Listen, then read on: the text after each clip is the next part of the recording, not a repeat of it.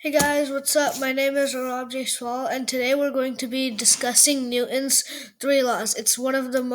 Newton's three laws are one of the most important laws for physics specifically. So let's dive right into it.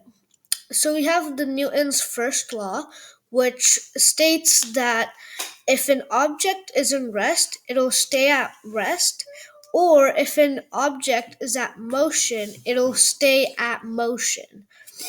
For an example, let's say that uh, we have this pencil, mechanical pencil. It's a mechanical pencil, and I am rolling this across the table.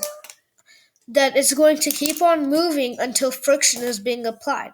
So, if we have this pen, for an example, and I'm just keeping it steady, then this also states that Newton's first law is that if an object is at rest, it'll stay at rest. So, this is the pen over here. So this pen is at rest. It's not in motion and it's not moving at all. Now, Newton's first law also states that an object will stay in rest or in movement until any force is applied to it, like, for example, friction.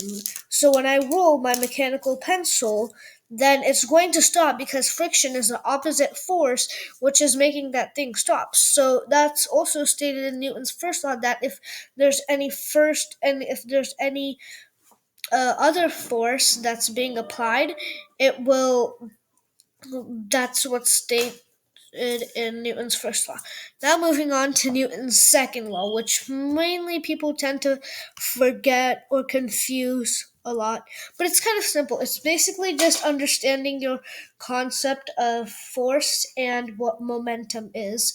So force is basically the product of mass and the acceleration. So mass times acceleration equals to force, and momentum is being directly uh, proportional to that force.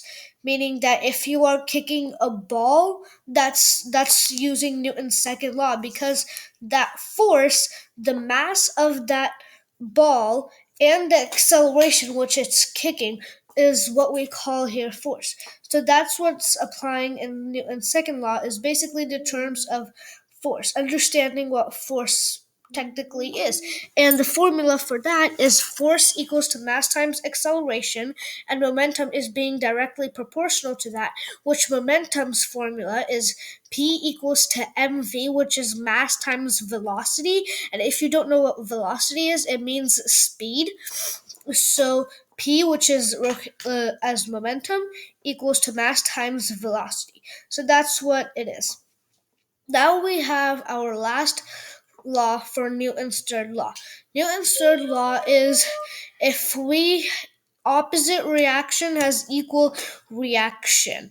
So that means that if I slam the table because I'm really frustrated, then I slam the table, then that force will be applied to that table and it'll redirect and come back to our hands, meaning that the table's force is coming back. So that's why if we slam the table so hard, like really hard, then that force will come back to you and it'll hurt your hands. So that's Newton's third law. So these are Newton's three laws, and so now we're going to be discussing the overview of Newton's three laws. So Newton stated his. So now we're going to do a recap. So Newton's first law is that if an object will stay at rest, will be in rest until an object is, or until any force is being applied to it,